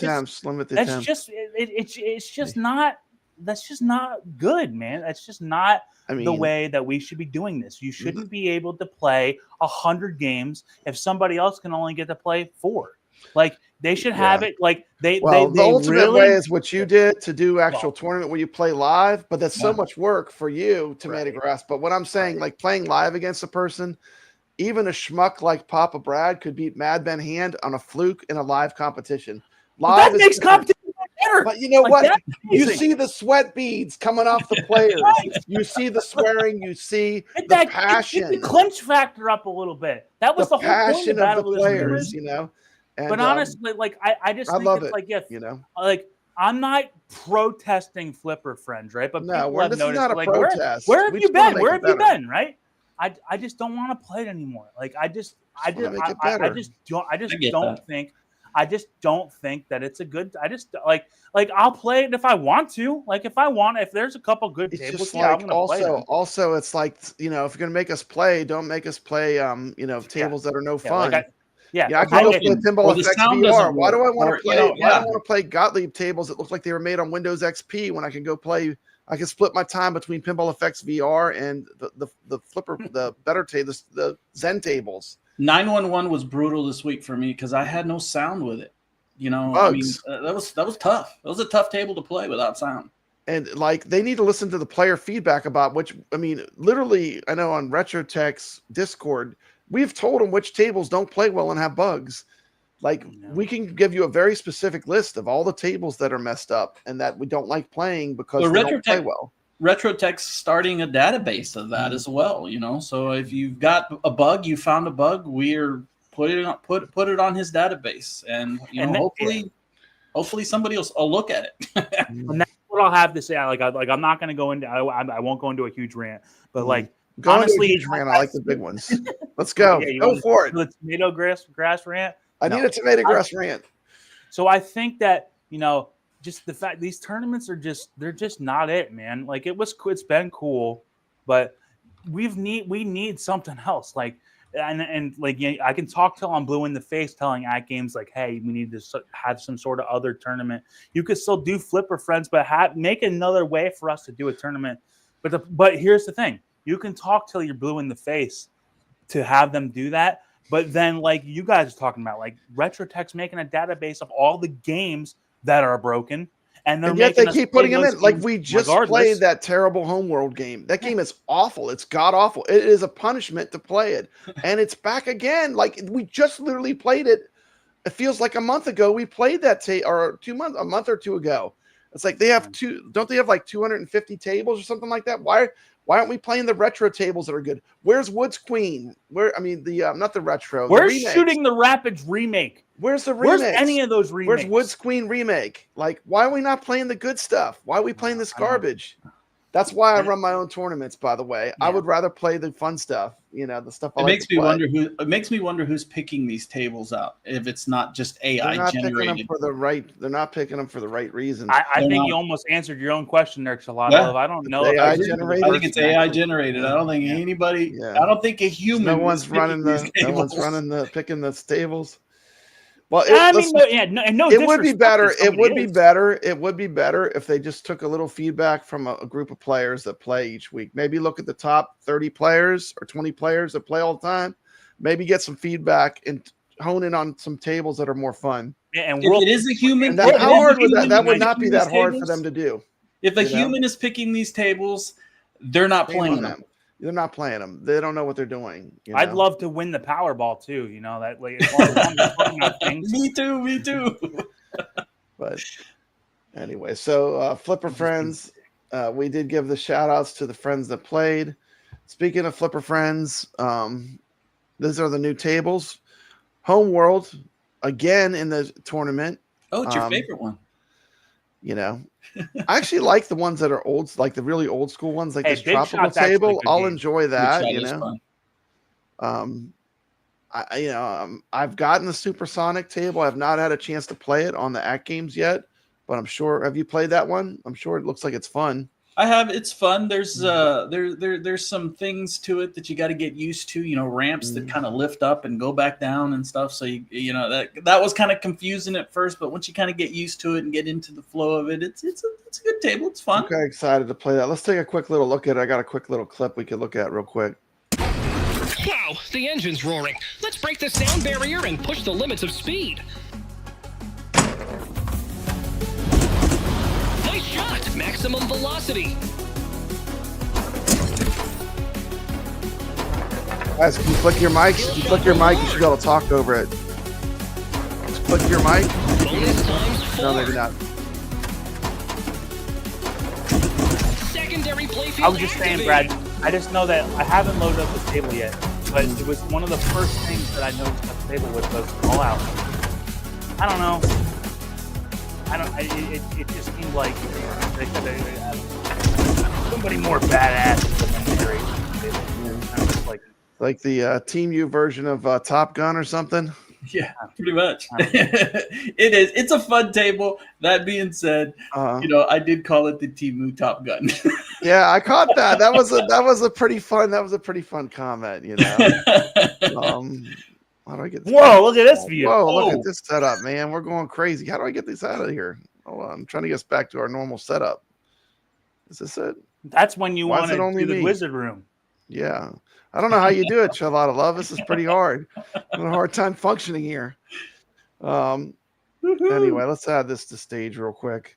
So this is the rest of the calendar. Looks like we have a Zen Studios table coming out. We have a Magic Castle Deluxe, which is fun. I have played Supersonic Deluxe a lot on Steam. I've played Magic Castle Deluxe. I do like these. These are two good tables from my experiences with them. So I think people will be generally pretty happy with those Magic Pixel tables. Java absolutely hates Supersonic. So, but Supersonic. We'll be playing it this week in the Legends Arcade. But it'll be, I mean, I'm looking forward to playing it. I have to play it anyway to play Flipper Friends. So I'm going to be playing it anyway. Do we have any idea what that Zen on the 20th is? That's what I was wondering. They haven't said anything. I haven't heard anything about it, but I have a guess that it's probably going to be, because since it's a single one, I think it'll be a Zen original. I think it's going to be a Zen original. Yeah, like Excalibur maybe, or like the Son of Zeus or something like that would be cool. Yeah. You know, it's not a multi-pack, so it's not going to be it's probably not going to be. It could, you know, they have released Williams tables by themselves. Like we got Champions Pub by itself. We got a lot of them from by Mars. themselves, Yeah, to be honest. Could be anything. I hope I'm wrong. I'm losing faith in Elvira ever being on. If they're going to cut Lola off the Backglass, do you think they're going to put Elvira's attributes on the Backglass of their pinball? I do like Son of Zeus. That would be a fun one. Hey, but like I said, I think I don't know if I said it on your show, but I've said it in the last couple of weeks. Yeah. I think this is very smart for them to just have a Zen Studios game on the 20th. Because now we can all speculate, and now if there something does come up and we don't get that on the 20th and we get it on the 24th, it's no big deal. Nobody's gonna be like, "Well, son of a gun, I was waiting for Elvira, and now I got to wait another couple days." Yeah. You know? I feel like the whole calendar thing is a mistake because it pens them in. It creates a lot of hatred that's unnecessary.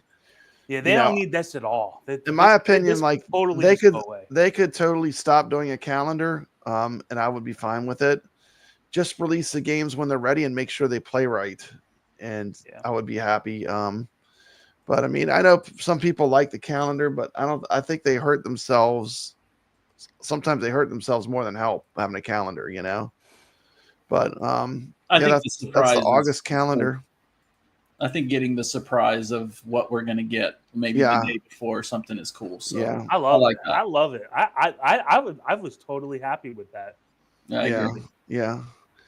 I can't believe we have to play ET again. Gosh, I'm so sick of ET, man. What Zen pinball did they have on this one?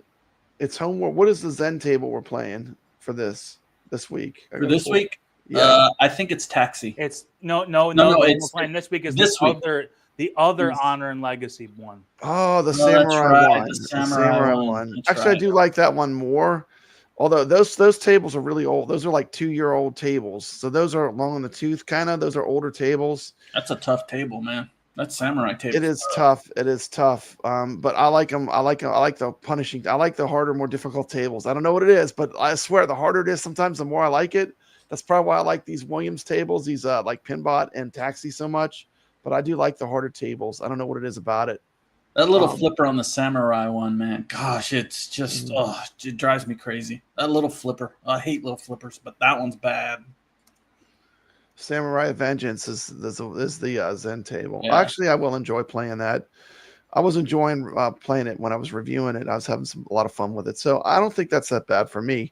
But you know, in general, though, the Flipper Friends, it needs work. Let's be honest. It needs work. If you want it to be great, it needs work. That's all I'm saying on it right now.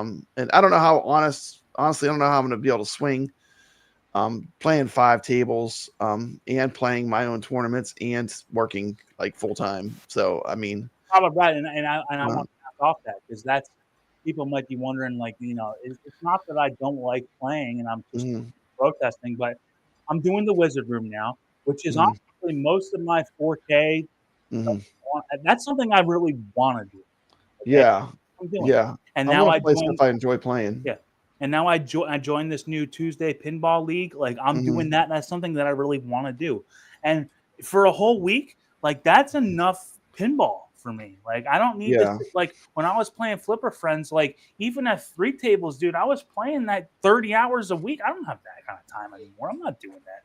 Like, and no disrespect to anybody that does, because there's people out there that are killing it. Okay, good. Yeah, I'm glad. I'm definitely going to play the Flipper Flipper Friends, but I don't know if I'll be able to rank, because it takes time, and that's the bad format too. Like you said, if they limited it to like 3 plays of each game, then it would be more fair too. Oh my God, it would be like, so amazing. Really, like if they wanted it to be really competitive, they would give everyone 3. Because let's face it, you could have one game and just blow amazing, it and suck. You can have one game that's a fluke. But if they limit it to 3 plays or 2 plays per game, and it really counts, and the sweat starts hitting the brow, and you really got to. That's what I want to talk. That's anything. If there's anything that I can say to make a point here, is that would be the best thing. I think limiting the tries is just make it so you have limited attempts, like And what would be cool about that? What's cool about that is when you put your 3 in and you've played your 3 games, that's it. That's it. You don't have to sit there and grind for 3, you don't have to grind. But you could if you want. Like if you wanted to practice that for hours and hours and hours and learn the game, more to your heart's content. But that's the thing. It's like that's like everything in life, And when you go take a test when you're in school, right? It's not you can take the test. Oh, I guess there's some places that you take a test 50,000 times. Yeah. But most of the time, like if you're in something that you really need to do, it's you got to take the test. Hopefully you studied for hours and hours and hours because that's going to help you. But at the end of the day, you need to be able to perform like when it counts. Just like when we did the Battle of the Streamers, it's that live element and limited attempts that makes it more challenging. And it levels the playing field tremendously. Yeah, it does. Like I was telling people big welcome to Rich Mix. He plays in our tournaments. Welcome to the stream, Rich Mix. Glad you're here. Billy Wood. But that's like what I was saying. Where you at? He never drops the score. Too, is that when you have limited attempts, like when I play in this pinball league, somebody who is like the lowest rated player in the league won the 1 week. Yeah, it can happen 100%. Because it levels the playing field so much when you've only got a game, which wouldn't be so maybe like I would say 3 to 5 would be enough attempts. 3 would be good. But I don't know. Like that's a level. I don't know if I would do 5. 3 is really like 3 balls. Like 3 is a lot. 3 games. I would say 3 games. Yeah. 3 games of like 3 games of 3 tables would be like you could do the whole thing. If you wanted to do no practice, you could just allot like 2 hours of your week and be done. That's it. And I still want to have to grind. You don't have to do that anymore. Because the format they did is a broken format, and people are rewarded for grinding and playing a lot of games because that's the format that they've developed for this. But I have a question for you. Wait a minute. We got to put you in the hot seat. Hold on a second. TomatoGrass, do you play any other video games? I got a question from Ray. From Ray. It's a good. Hey, Ray, that's a great question. So I've actually gone into this on Brad. I don't know if it was your show, Brad, or my own stream. When I got this AtGames 4KP, I canceled my Xbox Live membership. I used to play Xbox. I used to play Xbox all the time. I played Rocket League. I played Call of Duty. I played PGA Tour. I played Madden. I played a lot of games. And then when I got this, I was playing 4KP for like 40 hours a week on top of working. So I just can't I hadn't it was after the point that I hadn't fired up my Xbox for about 5 months. I canceled the membership. I said, I'm not going to play that game. If I want to play, if my one friend wants to play, I'll just do the 1 month thing and I'll pay $8. Yeah. But I mean, when I have time to play games, I like playing pinball, virtual pinball, and I like playing classic arcade games from the 80s. And I like playing these cheesy Atari games in a tournament, even though they're ancient, and I still love them. But I like playing the retro games. I actually got into collecting PS4 games because they're great and they're cheap. I mean, you could get S tier titles for like $5, right? And it's one of the best games that ever came out on the system. So I kind of like for me, I'm not interested in modern games too much because the thought of paying $70 to $80 for a game and then having to put hundreds of hours into it, I feel like pinball and arcade is where my heart is. That's what the kind of games I want to play. I'm not interested. I'll tell you in what, playing though, a bunch of games modern have been games. at like that $60 level for quite a while. I mean, we were paying $60 for a game 15 years ago, and now we're still paying. I mean, now we're going to start paying probably $100 for some of these huge releases. It's ridiculous. But I'm okay with I don't know how but people you can know what? afford it. Some of these games, I'm not going to name any game by name, but there's a couple games coming out in the next year or two that I will pay $100 for. But I'm not saying there aren't good modern games. Not at all. That's what I'm saying. But yeah, for me, I prefer to spend my time playing virtual pinball and 80s and retro arcade games and retro games. I feel like for me, the value is more in the retro games, you know? Yeah. Well, that's another thing, Brad, is that, you know, I was born after a lot of this stuff came out. Like, I grew up on a Nintendo 64. So that to me is like, that's Welcome retro to the show, to me, Retro like Tech. Nintendo 64. Like, that's like, whoa, that's before my time. Yeah. And Retro Tech, you have an open invite. Anytime you want to come on, you have an open invite. Just let me know. I'll send you a link. But he's always welcome on my show. I like Retro Tech X. He's got a great channel. I feel like if he was here, we would have the 4 Horsemen of the Apocalypse for AtGames. If Retro Tech X was here, we'd have the whole AtGames gauntlet here. But that's a great channel. He speaks his mind too. He doesn't have a filter. That's one thing that I like a lot about a lot of the people in this community is that there's a lot of opinions, and you know, we're not like nobody has like is like too pulled back. It's like if we have an opinion, we just say it. You know, and that's one thing that I think, and it's really nice that everybody is kind of most people are kind of welcome to that. You know, there's some people that, you know, get if you make it personal, that's it. You know, don't come at me. Don't do that. Insults. Don't do that. You know? But don't call me a cheater. You know, I've been at this game for 5 years. Everything that I've done, I earned, and I worked hard to get it. So it is what it is. You know. And by the way, Brad, you've been a good friend to me, and I'm really glad that.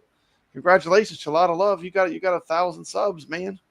Yes. I was checking out your channel. You're killing it, man. Blowing me out of the water. Look at all these streams he's done. Look at this. He's killing it over there. Just killing it. But, you know, at the end of the day, you know, I'm here to have fun. This is a hobby. It's something I enjoy. But anyway, I would like to thank you all for coming on. Thank you for having us, man. Yeah. I think the only thing that's left to do, I want to really quickly pull up my leaderboards and thank some people that have been playing each week, and then we'll call it a show. So let me just pull that up real quick. Do you have anything you want to talk about? You can talk while I'm trying to pull it up. I got to find the. What? Is that me? Yeah. Is that my time? I'm just. Don't say something, TomatoGrass. I'm looking for this. Ray said that he moved his front exciters next to the flippers. I know I've heard a lot of people talking about doing that. I heard about that. Have you heard about that, ChalataLove? Because I know that people have said they've been doing that. I heard about it. Somebody, I heard Retro Tech was talking about it on a Discord, and I was intrigued. I was like, man, that sounds like a really good idea to do, you know. So, I want to investigate that a little bit more, man. I have not. I duct taped my exciters to the panel, to the thing, and I said I'm never moving that ever, and that has gone true. Yeah, one thing I want to show real quick. I want to show this is the body of work that the Retro Legends Arcade has done so far. Okay, I want you to do. I'm just going to scroll through the leaderboards real quick to show how many games we've played. You ready? I'm scrolling. Look at all this competition for free. All you got to do is show up and drop a score. Wait, there's more. Hold on. Now, what I do is after the games are over, I alphabetize them so you can go back and drop a score if you want. Oh, so you can still go back and drop scores on past. You can still go back and drop scores if you want, you know. Awesome. And all the games are here that we played. And you could see, you know, who played when we played Tomb Raider. Who played? There's Rich Mix, #1. You know, look at that. There was a time when I actually could play Jaws. I was good enough to be a #1 in Jaws. Not anymore, I'm sure. But there was a time. No one was playing Jaws. But there's Mad Ben Han. There's the Rexer Show. But when you look at these leaderboards, you see that I don't discriminate. If you're a player and you have the skills to pay the bills, come join us on the Retro Legends Arcade leaderboards. That's what these are here for players to play. I just want to go over the games I have not announced. Barnstorming. The lower the score, the better for this game. So actually, the winner of this one was actually Sacro because he entered another score that was lower. So Sacro got number 1, CP Fluid, Dave LB, T. McCloskey, Dark Death Rider. I came in last. I'm not very good at flying the plane through the barns, apparently, but I am very good at playing Stargate. I got number 1 in Stargate. That's the sequel to Defender. Okay. Then Defender itself, we had Dark Death Rider, T. McCloskey, Defender. Sacro was number 1. I was second. Dark Death Rider, T. McCloskey. We had Teed Off. ChalataLove, there you are, number 1 score. Yeah. Number 1 score on Teed Off. And we're just going to get through these. T. McCloskey, Ballydurn. Dave LB, thanks for playing, Dave LB. Rich Mix again and Knight Rider. Kev Gret, I came in third. ChalataLove. And I believe the top 3 were all VR. And then ChalataLove, you're the number 1 AtGames pinball player. I had to put my score in that. Darn it. No, I think that was the one before, He's in the chat right now. There's RetroTech X. Then the week before, last week, we played Enduro. These are last week's scores. Enduro, number 1 player of Enduro was Kev Gret, my co-host that comes on sometimes. Sacro. Jabba, number 3, great score. This Atari Classic Games. CP Fluid, Dark Death Rider TV. I'm towards the bottom in this one, but I totally enjoyed playing. We got Brady Goat, T. McCloskey. We played the classic arcade game Ladybug. Sacro killed it with 47,470. Came in second. T. McCloskey, Dark Death Rider, Mikey J Productions. Rounding out the scores for Ladybug, we had The Mummy, The Rock Curse of the Mummy. Jabba number 1, Rich Mix. Those are VR. Sacro, VR. I think everyone's VR on this one. Mikey Yoon, Mikey J, RetroTech X. I think everyone played in VR on that table. And we had the AtGames table, the original Firefighter Wildlands. A lot of love. You killed it. Look at that score. Is that $1 billion? Yeah. $1 billion? Yeah. 30 million. Yeah. Wow. Are you kidding me? TomatoGrass he beat that score on 1 damn ball on the first ball. That's nothing. That's I didn't put it. No, we can't prove that on this. Do what?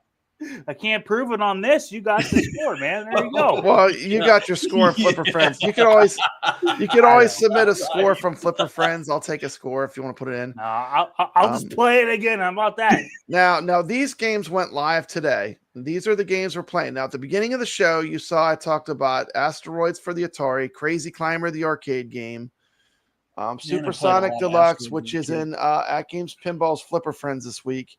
And I did a vote on my channel, and everyone wanted to play Whodunit was the number 1 pick.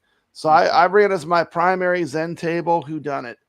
But the purpose of this board is just to have fun and allow people to share scores. It's completely free. It costs nothing to play. And thank you to everyone that's been playing. I enjoy every week. I enjoy going to my machines. And this gives me something to do, something I enjoy, to play against these players and push myself. Can I catch Sacro? Am I going to be able to catch Sacro this week? Is this RetroTech X going to take me out? It's fun. It's fun to play these games and have this competition. That's part of the fun. So that's it. I wanted to make sure that everyone that played got their shout outs. And that's about it. So we'll close it out. Any final thoughts from you guys? Obviously, check out the Wizard Room. That's on Monday. What time is it on Monday? It is 7:30 Eastern time on Monday. And that is TomatoGrass. He's a great streamer, great player. Brad. Just really quick, I just want to thank you because you've been one of my really good friends since I've started this. And I'm really glad that you got me on here because, some people might be like, hey, where's TomatoGrass? I'm here. I'm here, guys. Well, thank you so much. And here's the thing, all the people that play in these tournaments with us, you're all welcome. RetroTech X, anyone that wants to come on, even Billy Wood Mods is welcome on my show. I did reach the hand out and give them an invite, but you all are welcome to come on. This show is for the community. This show's not just for me, it's for the community. ChalataLove, love your content. Like I said, I watch every one of your videos. You are a fantastic player. I just love it when you play pinball and talk about these machines. Tell everyone when you stream again so they know. Streaming at noon Eastern, Tuesdays and Thursdays. And, Lunchtime pinball. once again, you're always welcome. If I'm streaming and I'm yakking about something you're interested, say Papa Brad, send me a link, and I'll send you a link. And thank you, Papa Brad, for having me on. Really appreciate absolutely. What you do for the community, man, and keep doing what you do, brother. Yeah, man, and you know, I'm not going And anywhere. happy birthday. Thank Happy you. birthday. Thank you. I've Yeah, got happy dragon. birthday, buddy. Yeah, I've got dragon scale armor. I'm not going anywhere. And to much people's displeasure. Well, But, that's the attitude you got to have, and I'm glad that you do. Yeah. Just let it all when you roll get off on the when you back. get on YouTube, you better have thick skin because Oh, boy. Yeah. You better have thick. You could be the nicest person in the world, but someone's going to come at you. It's part of YouTube. And once you get to be a certain size, I mean, you're going to get trolls. It's going to happen. So enjoy it. You know, just enjoy the suck of it, having the trolls. But anyway, I love you guys. Thanks for coming on. Thank you to all the players that have been playing. Take care. I'm going to end the stream. And we'll be back on next week with brand new games. And thanks for watching. Well, Papa Brad's a game man. He's got passion in his soul.